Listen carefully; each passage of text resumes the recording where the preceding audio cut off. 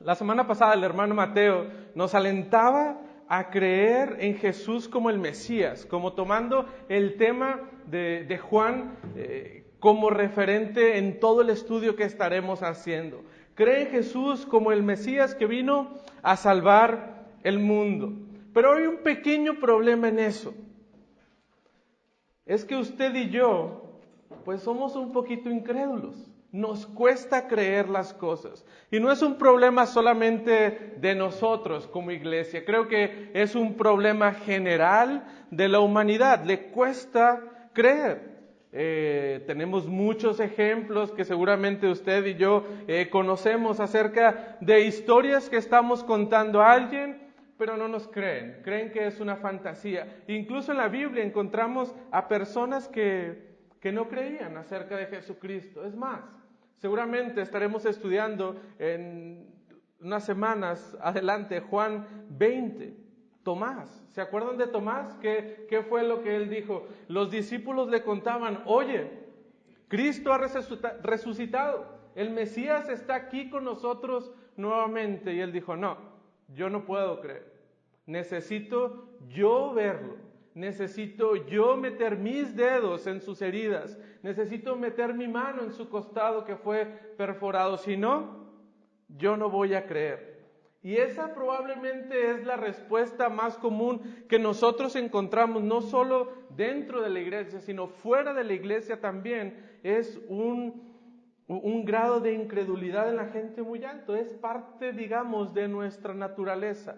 Nos cuesta creer. Los discípulos trataban con Juan, no querían. Los discípulos le hablaban a las personas, tampoco querían creer en Cristo, tampoco querían creer en Jesús. Y aún para nosotros es un poco difícil creer ciertas cosas. Y sin lugar a duda, usted ahorita está pensando, bueno, ese mensaje no es para mí. Yo ya soy cristiano, yo ya soy parte de una iglesia, entonces yo ya soy un creyente. Ya eso no es una dificultad para mi vida.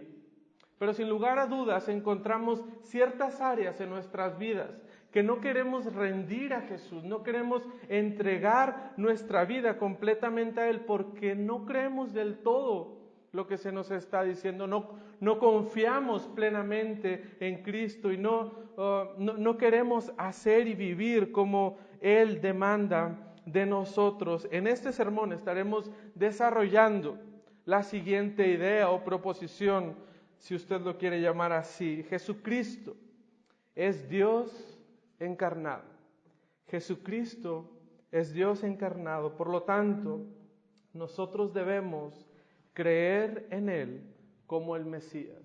Porque Jesucristo es Dios encarnado. Usted y yo debemos creer en Jesucristo como el Mesías.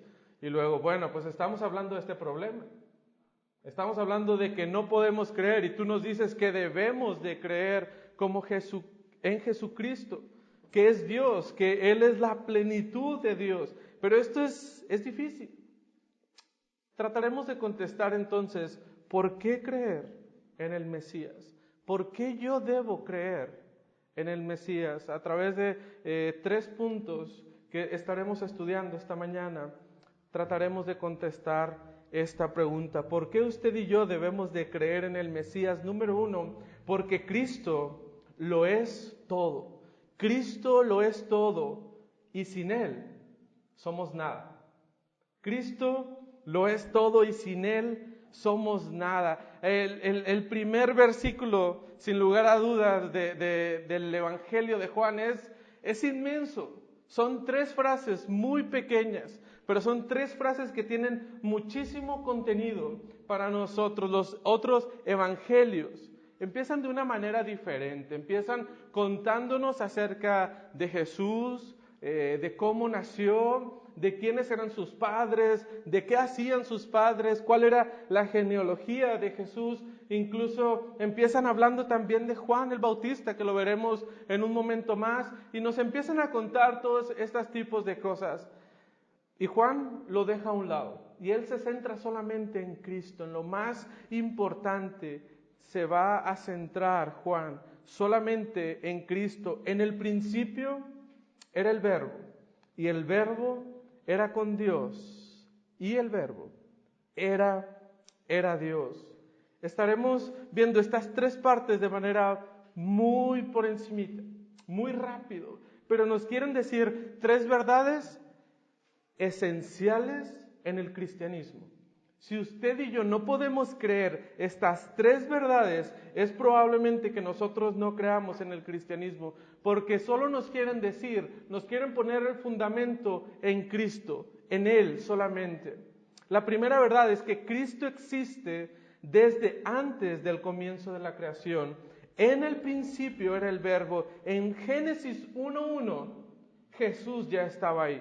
En el principio, antes de que existiera siquiera luz, de que existiera cualquier cosa que nosotros podemos pensar que es lo primero, no había nada. Era Cristo solamente, y nos habla de esa preexistencia desde antes de que nosotros pudiéramos siquiera imaginar algo de la creación. Cristo estaba antes. Los otros empiezan con sus padres, con su familia, con su pueblo. Y Juan dice, Cristo estaba desde la eternidad. Cristo es mucho, mucho antes que nosotros, pero no solamente estaba antes de cualquier otra cosa, y habla de la eternidad de Jesús, sino, número 2, es que Cristo manifiesta una relación íntima con Dios.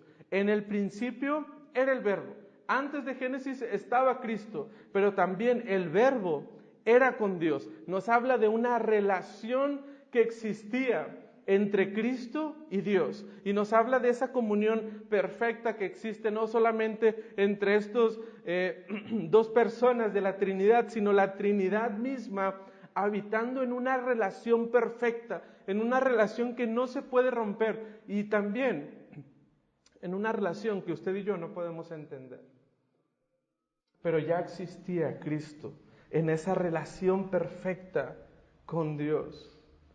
Y lo resume de la siguiente manera: Cristo es Dios y el Verbo era Dios.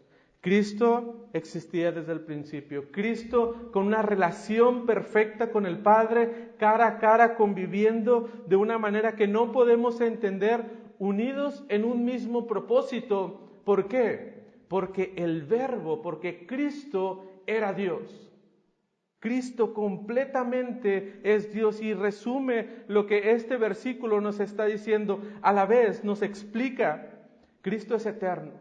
Si Cristo es como Dios, Cristo es eterno y existe en una relación perfecta con el Padre. Es importante destacar que esta última frase del versículo 1 es algo controversial con ¿quiénes? Con los testigos de Jehová. Es algo que no aceptan.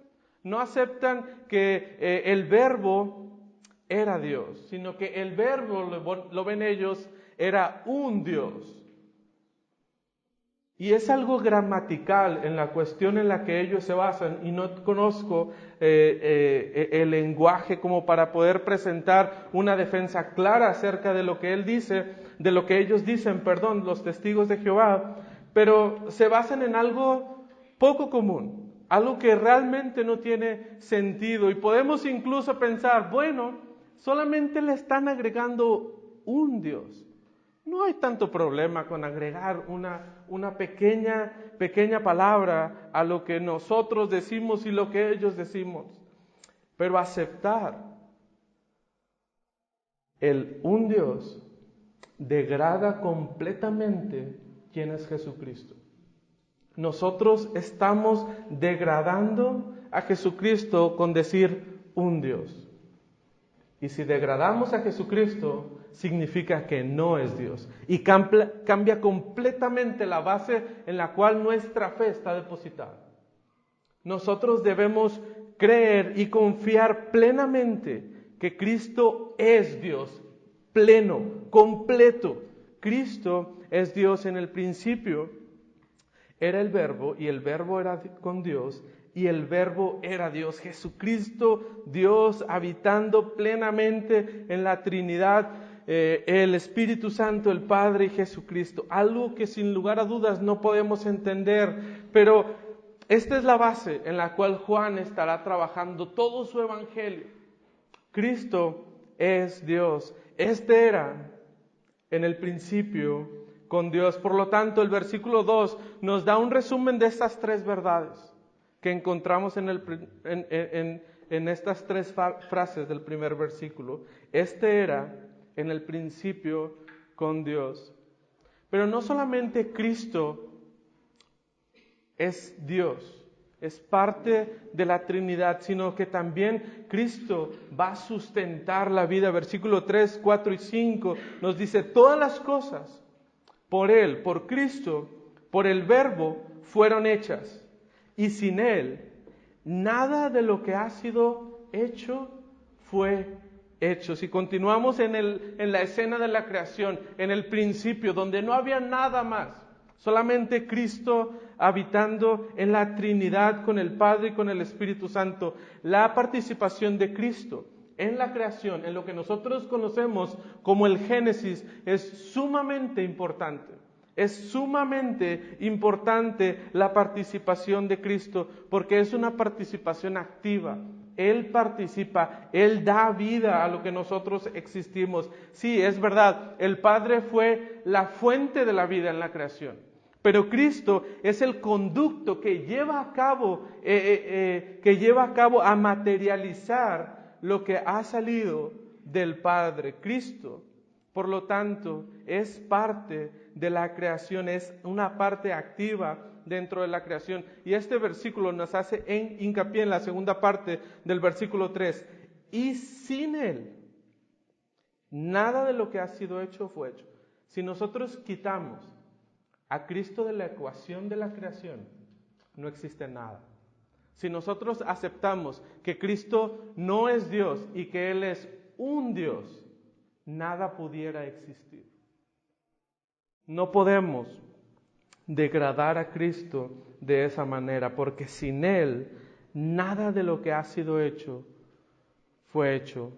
Cristo es fundamental en la creación. Él, versículo 4, estaba en Él, estaba la vida, y la vida era la luz de los hombres. Y aquí encontramos dos de los temas, podemos decir favoritos, o que encontraremos en todo el transcurso del Evangelio de Juan: la vida y la luz. Lo estará comentando en reiteradas ocasiones. La vida, en Cristo estaba la vida.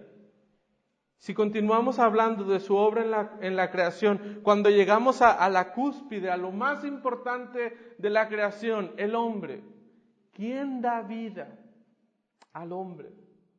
Cristo. Cristo es el que da la vida. ¿Quién da vida a la naturaleza? ¿Quién es el que sustenta todas las cosas?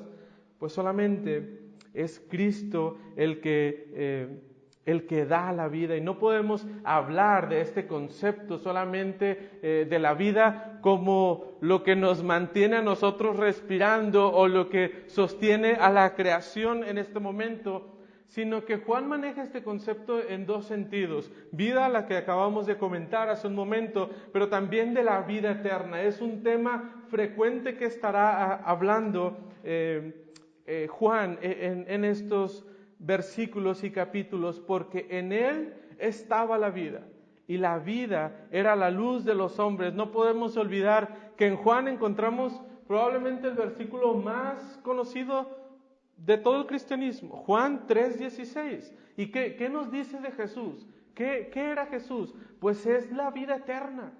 Cristo es el que nos da no solamente la vida que podemos gozar en este momento, sino que a través de Cristo nosotros recibimos la vida eterna.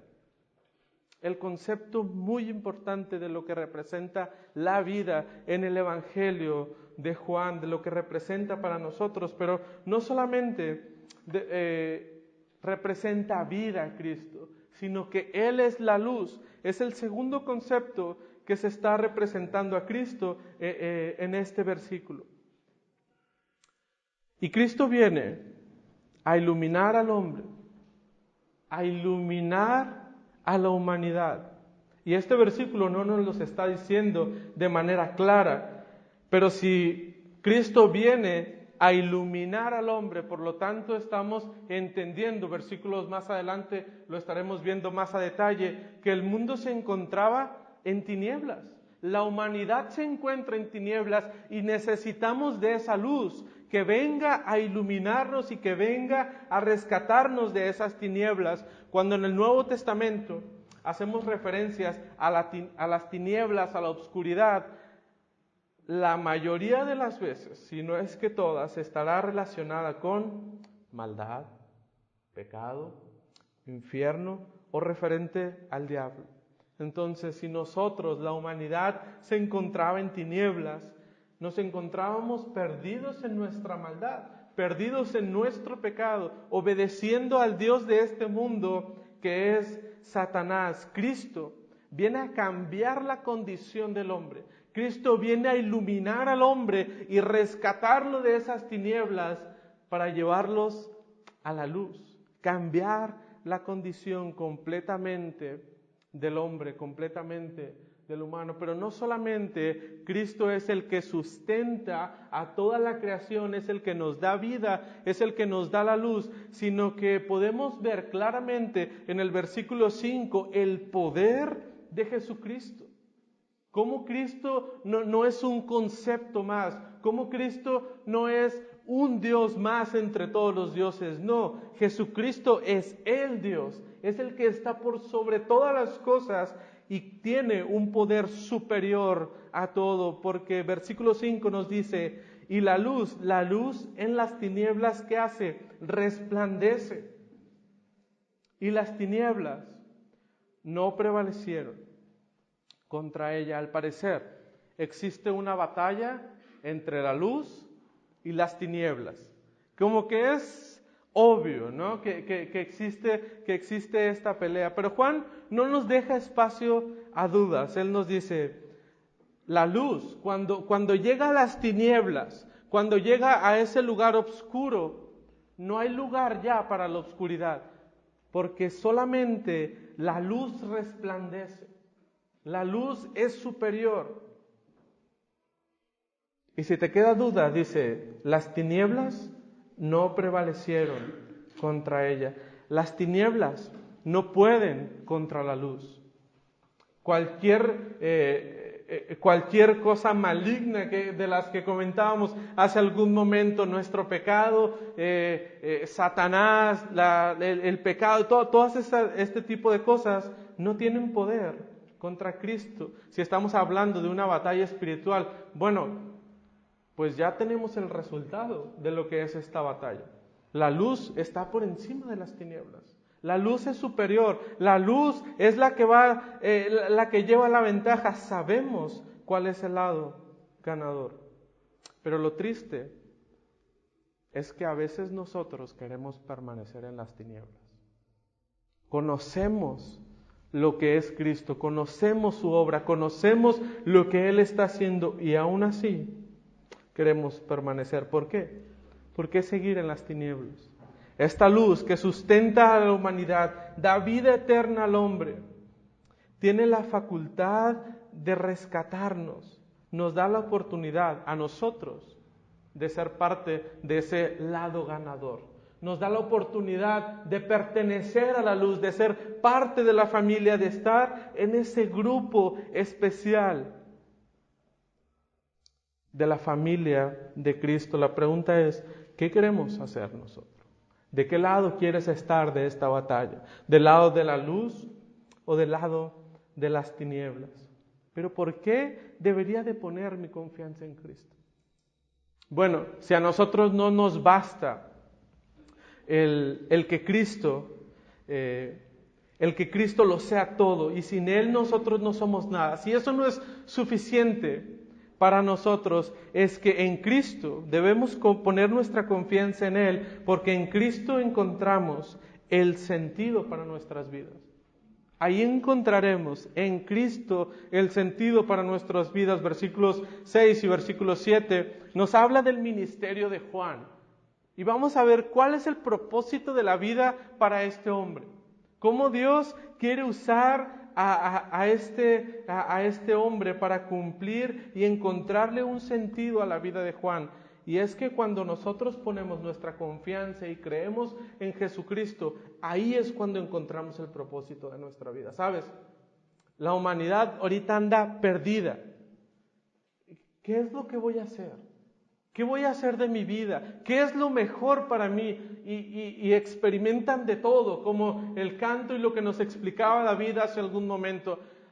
Voy a ir por la vida y voy a gozar y voy a disfrutar y voy a ver qué es lo que le va a dar sentido a mi vida, lo que me va a llenar, en lo cual yo me siento contento, gozoso. Vamos a viajar, vamos a estudiar, vamos a vivir como nosotros queremos vivir. Y desgraciadamente el mundo sigue perdido, sigue sin encontrar ese propósito para su vida, porque el único lugar en el que nosotros, la humanidad, podemos encontrar nuestro propósito es en Cristo. Versículo 6, hubo un hombre enviado de Dios, el cual se llamaba Juan. Y antes de entrar más a detalle, es importante que hagamos la aclaración de que encontraremos a los Juanes aquí, ¿verdad? Juan es el que está, el discípulo, es el que está escribiendo, el que nos está dando el Evangelio. Y tenemos a un segundo Juan, y es el que encontramos en estos versículos, y es Juan el Bautista. Juan, el que venía antes de Dios anunciando lo que Él era.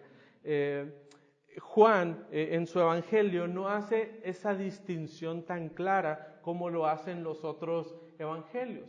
Porque en nuestra iglesia, imagínate que existe otro Daniel. Y yo estoy hablando, bueno, es que Daniel está haciendo esto y lo otro. Y yo no tengo necesidad de decir, Daniel Pérez, está haciendo esto y lo otro. No, porque yo estoy hablando. Con que diga Daniel, las personas entenderán que es otra persona. Pero si Sed está hablando, bueno, es que Daniel necesita hacer esto y lo otro, él sí tiene que hacer una aclaración, porque hay dos.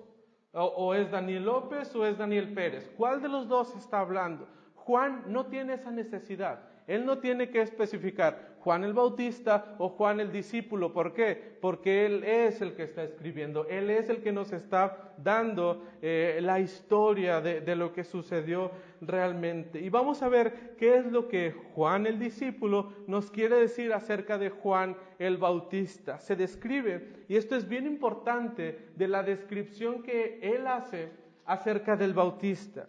Versículo 6. Hubo un hombre. ¿Y cuál es la cualidad de este hombre? Que era enviado de Dios. Este hombre no hacía lo que hacía porque se le ocurrió, porque dijo, sería buena idea que yo hiciera esto. No, Juan era un hombre enviado por parte de Dios. Con el ministerio de Juan el Bautista, termina el silencio de 400 años que el pueblo de Dios estaba experimentando.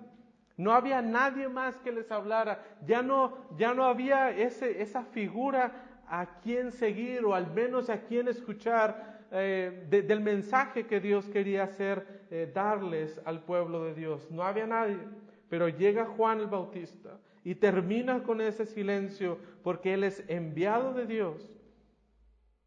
Es una clara indicación en este versículo que Dios le está llamando, le está usando. ¿Y cuál era el propósito de su vida? ¿Qué era el trabajo que Juan el Bautista tenía que hacer? Versículo 7.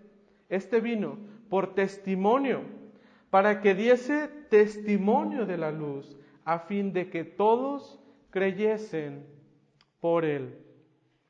La labor principal de Juan el Bautista es dar testimonio, testificar acerca de lo que él estaba haciendo, acerca de lo que él pensaba, no, testificar acerca de Jesucristo, de la obra que Jesucristo estaría haciendo en el pueblo de Dios. Y algunos comentaristas incluso quieren cambiar el nombre de Juan, o el apodo o sobrenombre de Juan el Bautista a Juan el que testifica, Juan el que da testimonio, porque ese es su primer ministerio. Es verdad, también fue llamado a bautizar a los creyentes, pero su primer ministerio fue testificar, compartir acerca de Jesucristo, hablar. O a veces nosotros también le conocemos como evangelizar, compartir con otros las buenas nuevas acerca de Jesucristo. Y este es el propósito de la vida de Juan. Y podemos pensar, uy, qué pobre, porque no fue alguien famoso, porque no tuvo muchas riquezas, porque no tuvo mucho reconocimiento, porque no es algo que el mundo actualmente aplaude y valora mucho. No, eso no es lo llamativo. Pero Juan sabía lo que él tenía que hacer y él estaba contento de poder hacer la obra por Dios. Él se sentía pleno, esa plenitud que el mundo está buscando, Juan la encontró en servir a Dios, en lo que él le pudo. No ser el famoso, no ser el grande, no importa. Dios quiere que yo cumpla esto en su vida. Y él tenía un claro concepto de lo que él era. Él sabía que él no era importante. Él sabía que él no era la persona que tenía que destacar o que lucirse, porque él sabía que el mensajero no es más importante que el mensaje que se está compartiendo. Juan, versículo 8, nos dice, no era él la luz. Juan no era lo importante, sino para que diese testimonio de la luz. Un entendimiento claro de la labor que él tenía que hacer. No es para que tú seas el importante, no es que Juan era el poderoso, no es que Juan era el que todos debían poner su confianza en él, no. Juan sabía que él debía dar un paso atrás y dejar que la luz fuera lo más importante en su vida. No tenía que llevarse la gloria, él solamente tenía que hacer el trabajo, dar testimonio de la luz. Y a veces, como cristianos, nosotros nos olvidamos de ese detalle. Es que yo soy fulanito de tal, y yo sí soy muy importante. Y dejamos que la luz, que Cristo, que el Evangelio, deje de ser lo más importante, porque nosotros sí somos muy importantes. La labor que nosotros estamos haciendo, esa es vital. Si el ministerio que se está llevando a cabo no estoy yo presente, o no lo estoy dirigiendo yo, o yo no soy parte de ese ministerio, las cosas probablemente no van a salir tan bien. ¿Sabes? Porque cambiamos el enfoque. El enfoque ya no es la luz, el ministerio y el evangelio, no, somos nosotros. Nosotros somos lo más importante y debemos de tener cuidado. No somos nosotros, no somos el propósito. Nuestro propósito es siempre en todo lo que nosotros estemos haciendo, apunta a Cristo. Todo debe estar apuntando a la obra redentora que Cristo hizo por la humanidad. Ese debería ser el enfoque de nuestras vidas. Tú y yo no somos importantes, solamente somos parte de un plan supremo que Cristo ha diseñado para la humanidad. Debemos recordar siempre esto en nuestras vidas. Juan tenía todo para ser exitoso. Juan tenía todo para ser un gran maestro en el pueblo de Dios, pero él dio un paso atrás y decidió poner los reflectores en Cristo, que Cristo siempre sea glorificado. ¿Por qué? Porque Cristo es Dios, versículo 9, aquella luz verdadera que alumbra ¿a quién? A todo hombre venía a este mundo. La luz es para todos. La luz es para todos. Cristo no dijo a este sí y a este no.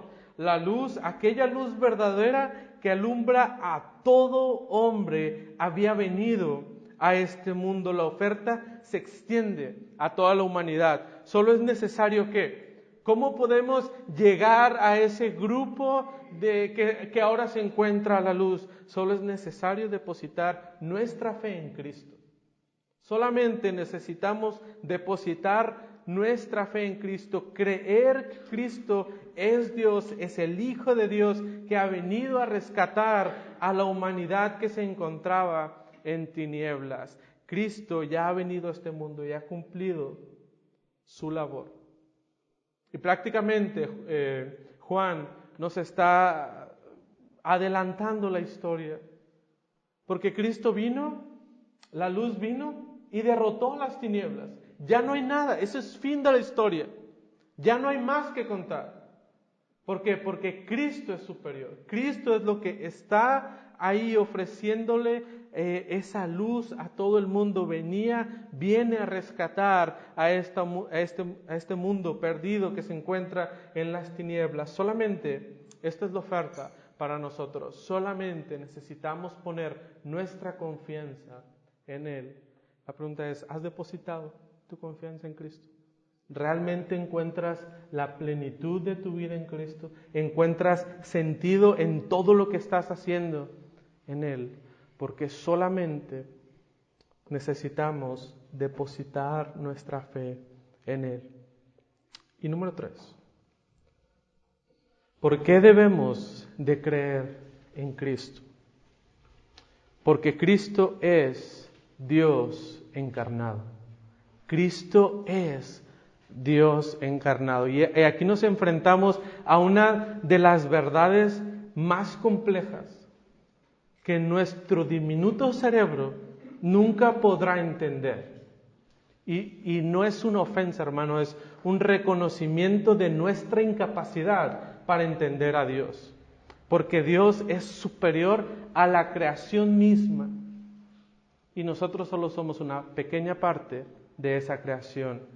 Cristo es Dios encarnado. Dejemos que Cristo vislumbre nuestras vidas. Versículo 14. Y aquel verbo fue hecho carne y habitó entre nosotros y vimos su gloria, gloria como del unigénito del Padre, lleno de gracia y de verdad. El Dios encarnado, el Dios creador del universo, el Dios que sostiene todo el universo, decidió venir a este mundo y habitó entre nosotros.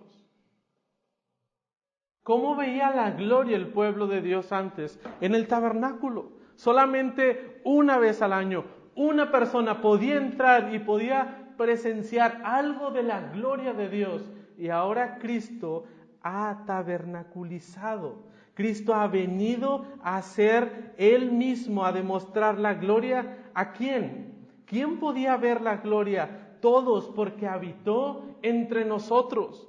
El Dios creador, el Dios todopoderoso, el Dios que tiene control sobre el universo, ahora parte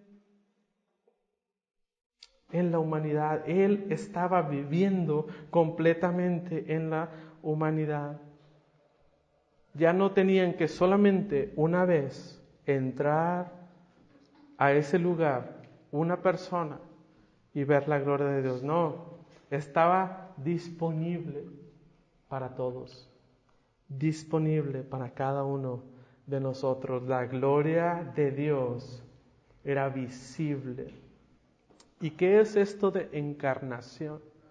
Bueno, la encarnación se refiere a todo el concepto de Dios. Es Dios pleno, Dios completo, que se manifiesta a sí mismo en carne.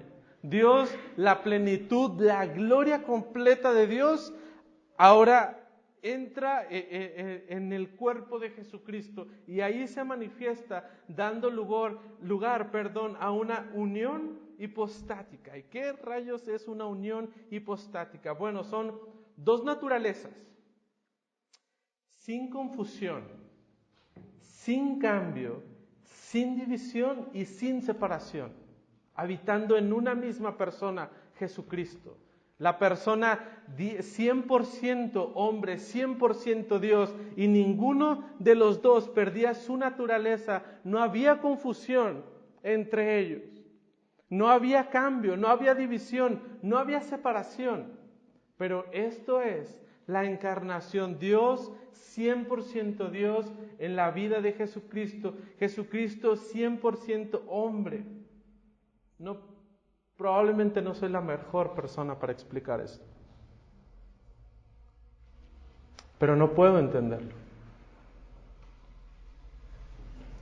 Pero lo creo. Y esa es nuestra labor. No entender a Dios, porque no podemos entender a Dios. Lo que usted y yo tenemos que hacer es creer en Él. Esa es nuestra labor. Eso es a lo que nosotros, el llamado que nosotros tenemos que hacer. Le podían ver al Dios 100% hombre, cara a cara. Imagínate esa experiencia siquiera.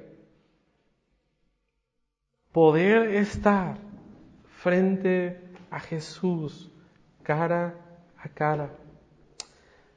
Versículo 15 nos dice, Juan dio testimonio de él y clamó diciendo, este es de quien yo decía, oye, yo no soy lo más importante. Aquí está, es Jesús, es Dios mismo, es la gloria que nosotros deseábamos en el tabernáculo, ahora está aquí con nosotros. Él es el que viene después de mí, es antes de mí porque era primero que yo. Y aquí Juan nos regala un trabalenguas acerca de quién era Cristo y quién era Él. Pero es sencillo, Juan está diciendo, aunque Juan es 6 meses aproximadamente mayor que Jesús, él está diciendo, Jesús era primero que yo. ¿Por qué? Porque Juan entendía que Él era el Dios eterno, que estuvo en Génesis 1:1 y que Él estuvo desde el principio. Por eso, Él es el que viene antes de mí, porque era primero que Juan, porque era superior a Juan, porque lo era todo.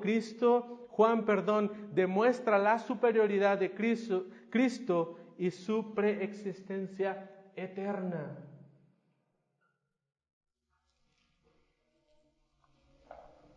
Juan tenía una correcta comprensión de quién era Cristo, de la obra que Él estaba haciendo. Y mira cómo se expresa Juan de Cristo, cómo valora lo que Él es, cómo valora el concepto que Él es. Versículo 16, porque de su plenitud, de la plenitud de Dios, tomamos todos, y gracia sobre gracia, la plenitud de Cristo, la totalidad de sus atributos, todo lo que Dios es y todo lo que Dios implica y aún lo que nosotros no podemos entender, de ahí tomamos todos. De ahí nosotros podemos vivir, de Él solamente podemos tomar la vida eterna. Y ahora los atributos de Dios han sido y son parte del beneficio de la iglesia, de lo que Dios comparte a su iglesia. Porque de la plenitud de Dios tomamos todos, de su preexistencia, de su eternidad. Ahora nosotros que hemos depositado nuestra confianza en Él, podemos tener esa oportunidad. Podemos gozar de la vida eterna. En este momento no, pero tenemos la promesa de que descansaremos en Él eternamente. Porque somos parte de la familia de Cristo y gozamos de esos atributos. Y no gozamos de los atributos de Él, y no gozamos de su plenitud por lo buen cristianos que nosotros somos, porque nos comportamos muy bien, porque mira, yo soy reconocido, por lo tanto Dios dijo, este me conviene. No por lo que nosotros somos, no por nuestros méritos, no por nuestras buenas obras, ¿sabes? Solamente es por la gracia de Dios.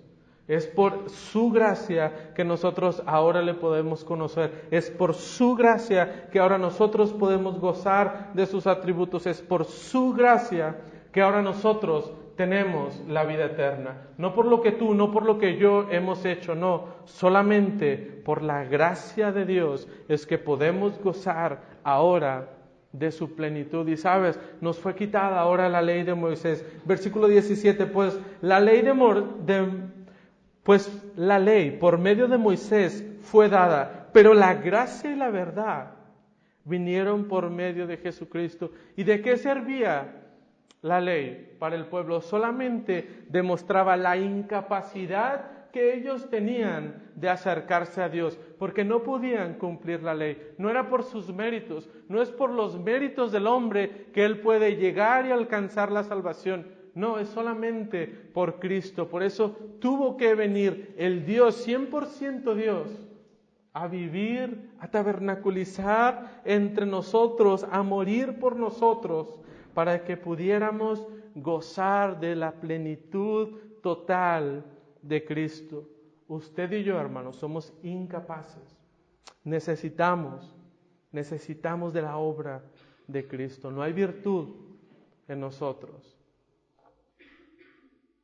Y Cristo nos hace aceptos delante del Padre. A Dios concluye este pasaje, versículo 18. A Dios nadie le vio jamás. El unigénito Hijo que está en el seno del Padre, Él le ha dado a conocer. No hay manera de que la humanidad conociera a Dios. No hay manera de que pudiéramos estar en una relación con Dios. El único camino es Cristo. Cristo es el que nos ha dado a conocer al Padre. Cristo es el que nos lleva hasta la misma presencia del Padre, porque Él es Dios. Él es el que nos ha dado su plenitud. Y la pregunta que nosotros tenemos que formularnos en esta mañana es: ¿qué harás con Cristo?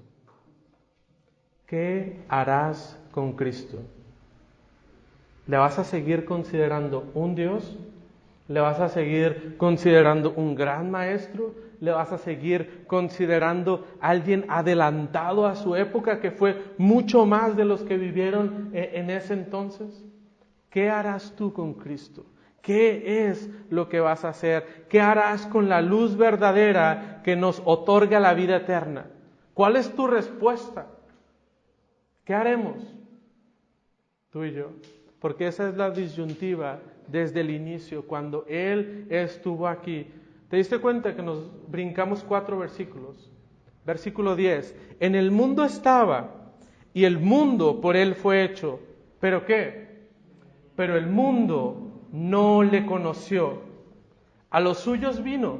¿Y qué pasó? Y los suyos no le recibieron. Tuvieron la oportunidad, hermano, de estar cara a cara con el Creador, de estar enfrente de Jesucristo, de ver sus milagros, de ver todo lo que Él había hecho. Y tomaron la decisión de no conocerle. No, Él no es. Él no es el Salvador. Él no es el Mesías que nosotros estamos esperando. Él no es nuestro Salvador. Hermano, Tomás prácticamente vivió con Él. Y Tomás dijo después de su muerte: no, si yo no le veo, yo no puedo creer que Él ha resucitado. A los suyos vino, a su pueblo vino y no le recibieron. Vino al mundo, vino a mostrar completamente a judíos y a gentiles lo que Él era. ¿Y sabes qué dijo el mundo? No, Cristo no. Vamos a dejar pasar esta opción y esperaremos la que sigue. Ya no hay una siguiente oportunidad. ¿Qué harás tú con Cristo? ¿Cuál es la decisión que todos debemos de tomar? Porque existe la otra opción. Versículo 12. Mas a todos los que le recibieron, a los que creen en su nombre, gloríate en esto, les dio potestad de ser hechos hijos de Dios. Hermano, si tú pones tu confianza plena en Cristo, Él te va a dar la potestad de ser hecho hijo de Dios. O sea, entendemos lo que eso significa, ser parte de la familia celestial, estar en su presencia, mas a todos los que le recibieron, a los que creen en su nombre, les dio potestad de ser hechos hijos de Dios. Y hermano, no es porque seamos parte de una familia de sangre, no es porque nosotros hayamos decidido, no es por nuestras buenas obras, por lo que nosotros estamos haciendo, no porque no es porque los que son engendrados de sangre, no, ni de voluntad de carne tampoco, ni de voluntad de varón, nada. ¿Sabes por qué es? Por la pura voluntad de Dios, por su pura gracia en nuestras vidas. Tú y yo podemos ser parte de la familia de Dios y esto debería emocionarte y esto debería guiarte solamente a los pies de Cristo. Señor, aquí estamos y haz tu voluntad con nosotros. Porque tenemos la oportunidad de estar cara a cara con Dios. Estas personas, parece que sí hubo un grupo que recibieron a Jesús y les dio la oportunidad de ser parte de esa familia, de ser parte de la luz, de encontrar un propósito en su vida. La pregunta para nosotros es, ¿qué haremos tú y yo? ¿Qué haremos con Cristo? Esta es nuestra oportunidad. ¿Qué haremos con el Dios encarnado, con el Mesías que nosotros hemos conocido? Padre, no merecemos de tu gracia,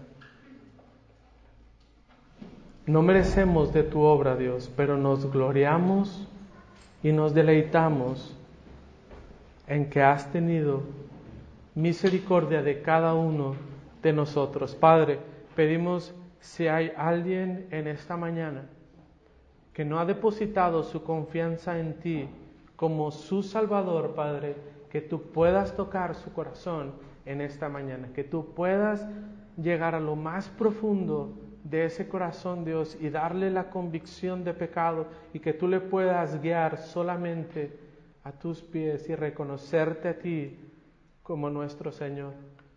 Padre, a los que somos ya creyentes, ayúdanos a encontrar